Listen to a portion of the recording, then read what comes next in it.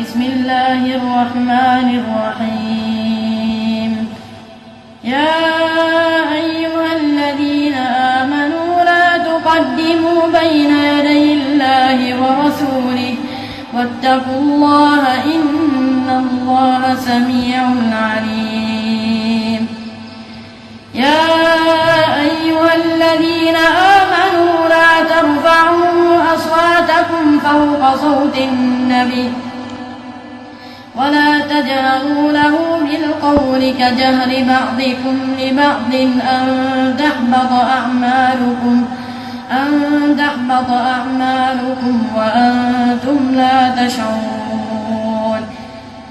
إن الذين يغضون أصواتهم عند رسول الله أولئك الذين امتحن الله قلوبهم للتقوى لهم مغفرة وأجر عظيم.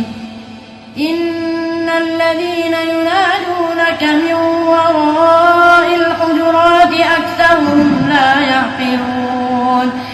ولو أنهم صبروا حتى تخرج إليهم لكان خيرا لهم والله غفور رحيم. يا أيها الذين آمنوا إن جاءكم فاسق بنبأ فتبينوا أن تصيبوا قوما بجهالة